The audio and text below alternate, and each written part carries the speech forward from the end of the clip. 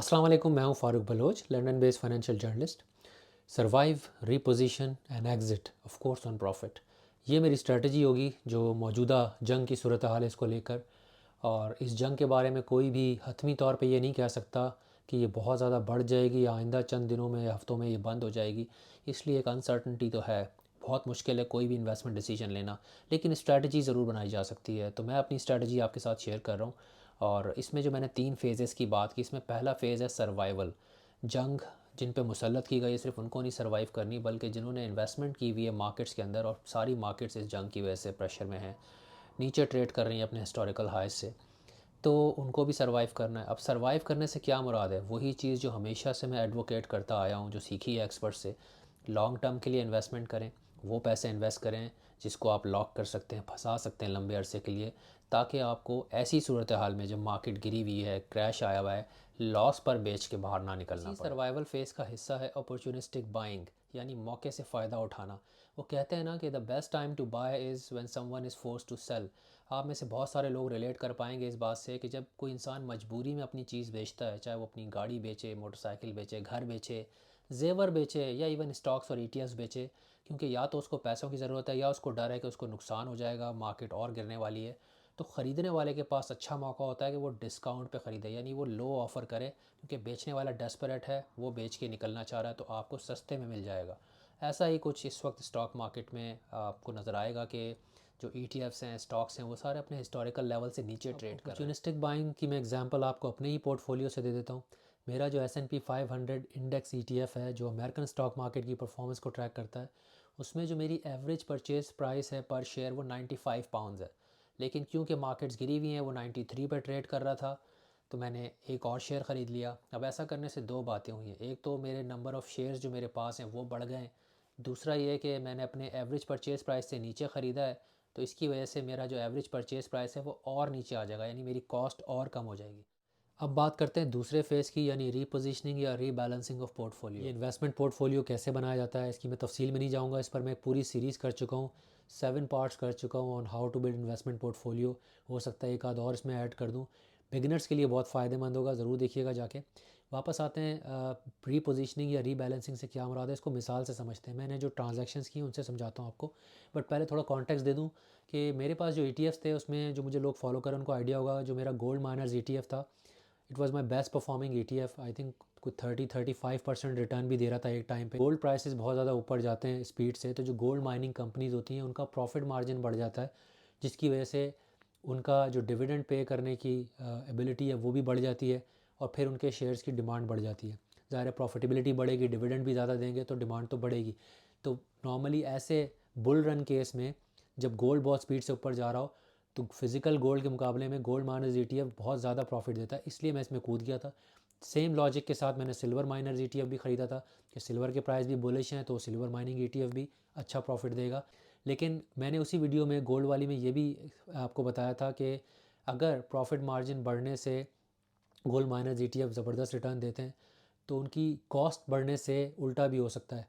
और ऐसा ही हो गया जंग की वजह से, क्योंकि आप नोट करें जंग होने की वजह से जहाँ तेल $70-72 पर बैरल ट्रेड कर रहा था, वो 100 से भी ऊपर चला गया। आई थिंक 115 तक गया शायद, अभी मुझे नहीं पता 105 पर 110 पर है, लेकिन 100 से ऊपर ही है। तो इसकी वजह से जो माइनिंग कंपनीज़ हैं उनकी कॉस्ट बहुत बढ़ जाती है। बढ़ती हुई सोने की कीमतें थी, वो भी स्टेबलाइज़ हो गई हैं, मज़ीद ऊपर नहीं जा रही। तो ऐसा होने से जो माइनिंग कंपनीज़ के ETFs हैं, अब वो इतना ज़्यादा डिमांड में नहीं रहे, क्योंकि हो सकता है अब उतना डिविडेंड ना दें, उतनी प्रॉफिट ना आए जितना पहले एक्सपेक्टेशन थी। तो यहाँ पे आपको रीपोजीशन करने की ज़रूरत है। मेरा कॉपर के अंदर तो एक्सपोजर बहुत ही कम था, तो उसको तो मैंने अभी फ़िलहाल नहीं देखा, लेकिन सिल्वर और गोल्ड माइनर ETF के अंदर रीपोजीशनिंग इस तरह से की कि जो मेरा गोल्ड माइनर ETF था, उसमें जो मेरी एवरेज परचेज़ प्राइस थी वो 72 पाउंड थी पर शेयर। अभी वो 76.5 पे शायद ट्रेड कर रहा था। तो मैंने उसके अंदर समझ लें, अगर मेरे पास कोई 55-57 शेयर्स थे, तो मैंने 15-20 बेच दिए उसमें, 4 पाउंड पर शेयर के प्रॉफिट के हिसाब से। तो मैंने क्या किया, एक तो मैंने उसमें से प्रॉफिट ले लिया। अगेन मैं पहले बता चुका हूँ सर्वाइवल वाले फेस में कि लॉस में नहीं बेचना है। मैंने प्रॉफिट उससे लेके क्या किया, अपने आप को थोड़ा सा रिड्यूस कर लिया एक्सपोजर को, कि अब मेरे पास जो है वो बजाय 57 के शायद 40 शेयर्स रह गए। तो मेरा एक्सपोजर कम हो गया, और एट द सेम टाइम जो मैंने सेल किया वो मैंने प्रॉफिट पे किया है, अपने एवरेज परचेज़ प्राइस से ऊपर सेल किया है। अब यहाँ पे एक और बात नोट करने वाली है, वो ये कि ये जो हिस्टोरिकली 96 97 पे भी गया था, तो अगर उस लिहाज से देखा जाए तो ये लॉस लग रहा है। मिसाल के तौर पे मेरे जहन में ये बार बार बात आ रही थी, यार बेचूँ या नहीं बेचूँ, क्योंकि मैंने 96 के पास भी देखा है कि ये गया था और मैंने एक आध बाइंग 90s के अंदर भी की है। तो 76 पे बेच के अभी भी मैं प्रॉफिट पे ज़रूर हूँ, लेकिन जो मेरा हिस्टोरिकल प्रॉफिट था उससे नीचे ही बेच रहा हूँ। लेकिन क्योंकि रिस्क भी है तो मुझे लगा नहीं, एक्सपोजर रिड्यूस करना ज़रूरी है, कम प्रॉफिट ले लो बजाय इसके कि लॉस में चले जाएं। अगेन अभी भी मुझे लगता है कि at current level of oil prices, थोड़ी सी मैंने एआई बेस्ड रिसर्च की है, उससे तो यही लग रहा है हिस्टोरिकल डेटा की बेस पे कि $100 के आसपास अगर तेल की कीमत हो और जो गोल्ड के करंट प्राइस हैं $4,500 पर आउंस के, उसके आसपास भी गोल्ड माइनर्स कंपनी जो हैं, माइनिंग कंपनीज़ हैं, उनका प्रॉफिट अच्छा आना चाहिए। तो अभी भी पॉजिटिव है। लेकिन ये तो इस वक्त के हिसाब से बात हो रही है। अगर ये जंग एस्केलेट होती है और ये ऑयल प्राइस 110 से उठकर 125, 130 या 150 पे चला जाता है और गोल्ड प्राइस मज़ीद नहीं बढ़ता, तो जहाँ कॉस्ट 10% बढ़ी हो सकता है 20% बढ़ जाए, उस सूरत में मुझे लगता है कि नेगेटिव होगा। तो इसलिए एक्सपोजर कम ज़रूर किया है, लेकिन इतना ज़्यादा भी कम नहीं किया, क्योंकि अभी भी मुझे बहुत प्यार है इस ETF से। मुझे लगता है कि और दुआ भी है कि ये जंग रुक जाए, हालात बेहतर हो जाएं, दोबारा से ऑयल नीचे आ जाए, और गोल्ड का जो आउटलुक है वो भी काफ़ी पॉजिटिव है। तो एक्सपोजर कम किया, ये रीपोजिशनिंग की है। इसी तरह सिल्वर के अंदर भी मैंने किया। सिल्वर में मैंने अभी बेचा नहीं है, क्योंकि सिल्वर का जो ETF का प्राइस है अभी भी मेरे एवरेज प्राइस से नीचे है। तो अगर मैं बेचूंगा तो मुझे लॉस में बेचना पड़ेगा, तो मैंने उसको लॉस में नहीं बेचने से बेहतर समझा कि होल्ड कर लो, बल्कि अपने एवरेज प्राइस को कम करने के लिए मैंने डिप्स ख़रीदे हैं उसके अंदर, और अपने एवरेज प्राइस से काफ़ी नीचे जो डिप था वो मैंने ख़रीदा है अभी रिसेंटली, जिससे एवरेज प्राइस थोड़ी सी नीचे तो आ गई है। उम्मीद है, अगेन ये भी रिस्की है, लेकिन हो सकता है कि 6 महीने बाद, साल बाद ये ऊपर आए। जब भी मुझे लगेगा ये थोड़ा सा ऊपर आएगा, मैं मज़ीद इसके अंदर यही काम करूँगा कि मैं अपना रिस्क रिड्यूस करूँगा। अनलेस कि ऑयल वापस गिर जाए और दोबारा से जो आउटलुक है वो इम्प्रूव हो जाए, तो फिर तो मसला नहीं है। लेकिन अगर ऑयल प्राइसेस बढ़ते हैं तो जहाँ मुझे लगेगा मेरे एवरेज प्राइस के करीब आ गया है, मैं थोड़ा सा एक्सपोजर वहाँ भी रिड्यूस करूँगा। तो रीपोजिशनिंग का एक हिस्सा तो ये रिस्क मैंने रिड्यूस किया, जहाँ मुझे प्रॉफिट पे बेच सकता था गोल्ड माइनर्स ETF बेचा, जहाँ पे प्रॉफिट पे नहीं बेच सकता था वहाँ थोड़ा सा और सस्ता ख़रीद लिया ताकि कॉस्ट कम कर ली जाए। तीसरा काम मैंने ये किया कि जो पैसा निकला है गोल्ड माइनर्स ETF से, उसको मैंने फिर इन्वेस्ट किया। इसी तरह सिल्वर माइनर्स ETF से मैंने रिड्यूस किया है, तो मैंने फ़िज़िकल गोल्ड ETF के अंदर इन्वेस्ट कर दिया, क्योंकि जो माइनिंग कॉस्ट है उसका इम्पैक्ट ज़ाहिर है जो माइनर्स ETF है उस पर तो आएगा, लेकिन जो फ़िज़िकल सिल्वर ETF है या जो एक्चुअल फ़िज़िकल सिल्वर है, गोल्ड बार वगैरह, उस पर तो इम्पैक्ट नहीं आएगा। ज़ाहिर है वो तो एक फ़िज़िकल प्रोडक्ट है। हाँ, उस पर इम्पैक्ट ये ज़रूर आएगा कि ओवरऑल मार्केट की वजह से अगर सिल्वर के प्राइसेस नीचे रहते हैं तो शायद इतना प्रॉफिट ना दें, लेकिन वो कम रिस्की है सिल्वर माइनिंग कंपनीज़ के मुकाबले में। इसी तरह फ़िज़िकल गोल्ड कम रिस्की है गोल्ड माइनर्स के मुकाबले में। और इसी का एक और हिस्सा ये भी है कि सारा पैसा मैंने फिर जो जो माइनिंग्स या जो मेटल सेक्टर है उसमें नहीं लगाया, बल्कि जो भी एक्स्ट्रा कैश रिलीज़ हुआ या मेरे पास कुछ एक्स्ट्रा कैश पड़ा हुआ था उसमें मैंने डिप बाइंग की है। तो जहाँ मुझे लगा कि ज़्यादा सेफ़ और कम रिस्क है और पोटेंशियल ज़्यादा नज़र आया, मैंने वहाँ इन्वेस्ट किया।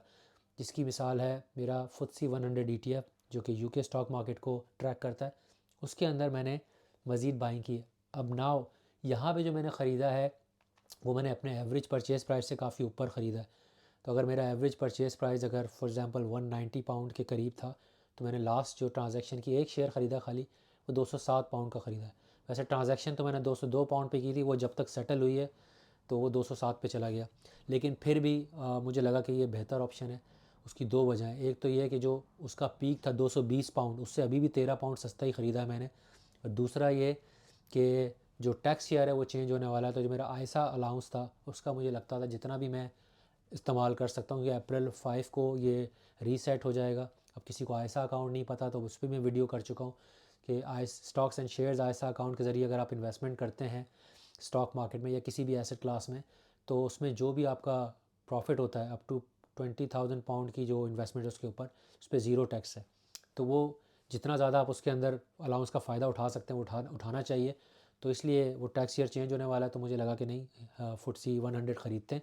और कुछ कैश मैं अभी होल्ड करके भी बैठा हूँ कि मैंने आयसा अकाउंट के अंदर तो डाल दिया है ताकि अलाउंस को मैं यूटिलाइज़ कर सकूँ, लेकिन बाइंग में तब करूँगा जब मुझे लगेगा कोई मुझे अपॉर्चुनिटी नज़र आ रही है। चलें जी, ये तो हो गए दो फेसेस। तीसरा फेज़ बिल्कुल मुख्तसर बात कर लेंगे, वो है एग्ज़िट ऑन हाई प्रॉफिट।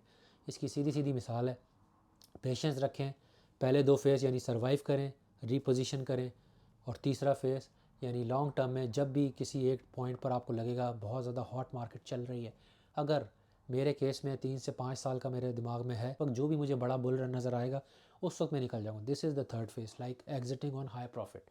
लेकिन उसके लिए पहले 2 फेजेस ज़रूरी हैं। दिमाग चलाएं, सर्वाइव करें, रीपोजीशन करें, and then wait for the opportunity in the long term to exit on high profit. चलें, आपसे जल्द दोबारा मुलाकात होगी फिर किसी वीडियो के साथ। अपना ख्याल रखिएगा। अल्लाह हाफ़िज़।